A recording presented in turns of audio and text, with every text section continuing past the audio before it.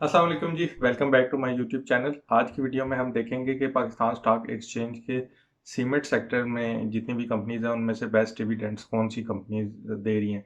तो ये जो वीडियो है, ये एक वीडियो सीरीज़ का हिस्सा है, जिसमें हम बारी-बारी पाकिस्तान स्टॉक एक्सचेंज के सारे सेक्टर्स को देखते जा रहे हैं। उनका पहले मैं डाटा कलेक्ट करता हूँ और उसकी बेस पे हम देखते हैं कि पिछले 5 साल में बेस्ट डिविडेंड्स कौन-सी 1-2 कंपनीज़ ने दिए हैं पूरे सेक्टर में। तो फिर उन स्टॉक्स को जो हमें मिलते हैं, उनको हम अपने एक पोर्टफोलियो में शामिल कर देते हैं। तो जिन लोगों को ये नहीं पता कि डिविडेंड क्या होता है, तो जब आप किसी भी पब्लिक लिस्टेड कंपनी के स्टॉक्स में इन्वेस्ट करते हैं, वो अपने प्रॉफिट का कुछ हिस्सा आपके साथ शेयर करते हैं, और वो साल में 1 दफ़ा भी हो सकता है, साल में 2-3 दफ़ा भी हो सकता है।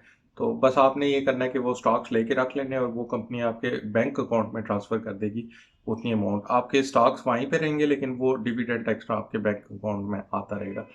और जब आप वो बेच देंगे स्टॉक्स, तो ज़ाहिर है वो फिर डिविडेंड भी आना बंद हो जाएगा। ये एक वो होता है तरीका कि शेयर करती है कंपनीज़ प्रॉफिट। और जो कंपनीज़, ये सब कंपनीज़ नहीं करती, कुछ कंपनीज़ जो है वो उस जो अर्निंग होती है वो कंपनी के अंदर री इन्वेस्ट ही कर रही होती है। तो उसकी वजह से उनके स्टॉक की वैल्यू बढ़ रही होती है। तो डिविडेंड जब शेयर करती हैं कंपनीज, तो वो उतना स्टॉक भी थोड़ा सा नीचे जाता है, फिर नए नए डिविडेंड का जब टाइम आता है, फिर दोबारा रिकवर करता है। तो इस तरह मतलब वो कंपनी से क्योंकि पैसे निकाल के आपको दे रहे हैं ना, तो आए चलें कंप्यूटर स्क्रीन पे जाके देखते हैं कि सीमेंट सेक्टर में कुछ ऐसी कंपनीज हैं जिन्होंने बहुत अच्छे डिविडेंड्स दिए हों। अच्छा, ये लिस्ट है पाकिस्तान स्टॉक एक्सचेंज के सीमेंट सेक्टर की जितनी भी कंपनीज हैं उनकी।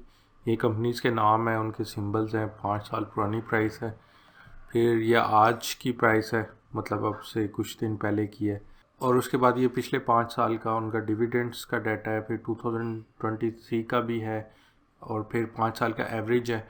लेकिन जो एवरेज है उसमें 2023 का नहीं डाला, क्योंकि ईयर एंड होता है तो उसके बाद भी तो 1-2 माह तक जो है वो आपका आते रहते हैं डिविडेंड्स, तो वो इसको एवरेज में डालना जो है वो फेयर नहीं होगा। और उसके बाद ये 5 साल की परफॉर्मेंस है, जो रेड है वो माइनस में है, और जो ग्रीन है वो प्लस में, और जो डार्क ग्रीन है वो ज़्यादा प्लस में। अगर देखा जाए तो सीमेंट सेक्टर की जितनी भी कंपनीज हैं उन्होंने इतने ज़्यादा डिविडेंड्स उस तरह नहीं दिए। नॉर्मल सेक्टर्स के लिहाज से ज़्यादा कंपनीज ने दिए हैं, लेकिन बहुत कम कम डिविडेंड्स हैं, जैसे 1.47%, 1.23%, ये एवरेज है 5 साल का।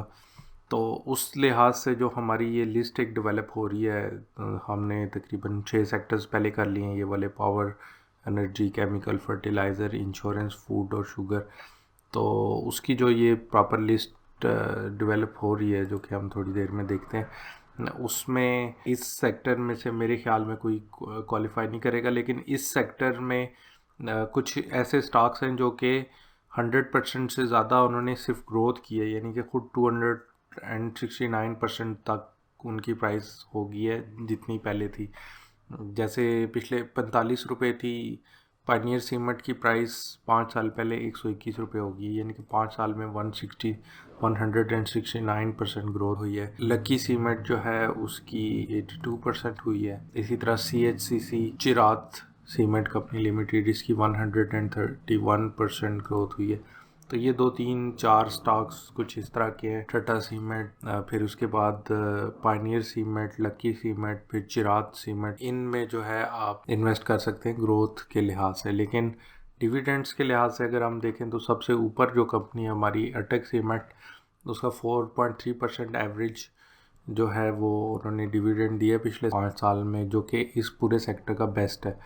लेकिन ये इतना नहीं है कि हम उसको ऑल टाइम जो बेस्ट हमारे हैं स्टॉक्स जो हम एक लिस्ट बना रहे हैं उसमें शामिल कर सकें, क्योंकि इसमें 17%, 16%, 27% तक भी डिफरेंट कंपनीज है जिनके हैं डिविडेंड्स। ये डिविडेंड यील्ड है असल में। ये जो मसलन अगर लाख की हुई इन्वेस्टमेंट, तो साल में 27,000 उसमें उस पे आ जाएंगे, और इसी तरह 5 साल में फिर वो उसको इंटू 5 मल्टीप्लाई कर लें, तो ये मतलब 5 साल की एवरेज है उसकी। इसमें ये कुछ नाम है जो हैं हमने जमा किया और इसी लिस्ट को आपने बढ़ाना है आगे। आज के लिए आप ये देख सकते हैं कि पावर सेक्टर में EPQL, कैपको, SPWL, फिर केमिकल सेक्टर में EPCL, लोटे केमिकल, फर्टिलाइज़र सेक्टर में एंग्रो फर्टिलाइज़र, फौजी fertiliser, United insurance company limited insurance sector में, और शुगर सेक्टर में हमने ढूंढी थी अल अब्बास शुगर मिल्स और शाह मुराद शुगर मिल्स। ये जो स्टॉक्स है ना,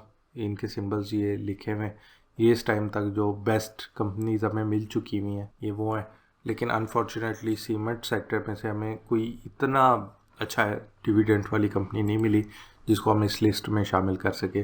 तकरीबन 30 ये सेक्टर्स हैं। हम ये सारा डाटा हर सेक्टर का जमा करेंगे और ये एक पूरी लिस्ट बनाएंगे इंशाल्लाह, तो वो हमारे पास एक काफ़ी अच्छी लिस्ट आ जाएगी। डिविडेंड स्टॉक्स का ये फ़ायदा होता है कि अगर देखें सालों में प्राइसेस इनकी नीचे भी चली जाती हैं कहीं, जैसे कुछ स्टॉक्स की जाती हैं, तो अगर वो डिविडेंड ना दे रहा हो तो फिर तो बिल्कुल ही फ़ायदा नहीं होता। लेकिन अगर डिविडेंड दे रहा हो साथ साथ तो फिर थोड़ी सी तसल्ली होती है कि चलो प्राइस तो स्टॉक की नीचे गई है 5 साल में, लेकिन उसने कुछ ना कुछ तो रिटर्न दिया है ना हमें। तो जैसा कि आपने देखा कि सीमेंट सेक्टर में तकरीबन काफ़ी कंपनीज ने डिविडेंड्स दिए हैं, लेकिन वो कोई एक्स्ट्रा ऑर्डिनरी डिविडेंड्स नहीं थे। 1 to 2% इस तरह के डिविडेंड्स थे, लेकिन कुछ ऐसे स्टॉक्स थे जिनकी 200% के करीब करीब भी ग्रोथ हुई है। अभी तक हमने 5 से 6 सेक्टर्स पाकिस्तान स्टॉक एक्सचेंज के कवर कर लिए हैं। तो अब भी तो हमने पूरा स्टॉक एक्सचेंज कवर करना है, बाकी भी सारे सेक्टर्स कवर करने हैं। तो ये जो हमारी एक लिस्ट बनी हुई है, जो भी मैंने आपको दिखाई है थोड़ी देर पहले, तो ये लिस्ट जो है इसमें बढ़ते रहेंगे स्टॉक्स। तो ये बड़ा फ़ायदा होगा कि आप डिविडेंड पेइंग स्टॉक्स में इन्वेस्ट कर रहे हैं। अब कोई ये भी सोच सकता है कि वो सिर्फ सेविंग अकाउंट में इन्वेस्ट कर ले, तो तब भी तो उसको 20% तक आ रहा है। लेकिन उसमें मसला ये है कि वो फिर 20% पे रिस्ट्रिक्टेड है, और वो गवर्नमेंट कम भी कर सकती है। वो आहिस्ता आहिस्ता अगले दिनों में कम होगा भी, क्योंकि इतना इंटरेस्ट जो है वो अच्छा नहीं होता इकोनॉमी के लिए। तो जो वो वाला इंटरेस्ट होता है जो आपके अकाउंट से होता है, वो तो एक फिक्स्ड अमाउंट होती है ना, जो कि आ रही होती है। लेकिन इसमें काफ़ी ज़्यादा अपॉर्चुनिटी होती है जब आप इन्वेस्ट करते हैं, क्योंकि आप एक बिजनेस में इन्वेस्ट कर रहे हैं। उसकी जितनी सेल्स होनी है आपकी, एक तो कंपनी की ग्रोथ ज़्यादा होनी है, और साथ साथ आपको डिविडेंड भी आ रहा है, यानी कि आपको 20 से 30% डिविडेंड भी मिल सकता है साल का। और तो कंपनी के शेयर की जब ओवर द ईयर्स प्राइस ऊपर जाती है, तो वो आपको काफ़ी ज़्यादा फ़ायदा हो सकता है। लेकिन इसमें यह है कि स्टॉक एक्सचेंज में आपको होराइजन थोड़ा सा 10 साल तक और इवन उससे भी ज़्यादा बड़ा रखना पड़ता है अपनी इन्वेस्टमेंट का। कोई ऐसी इन्वेस्टमेंट का पाकिस्तान स्टॉक एक्सचेंज में नहीं करनी चाहिए जो आपको अचानक शायद 2 साल 3 साल में निकालनी पड़े।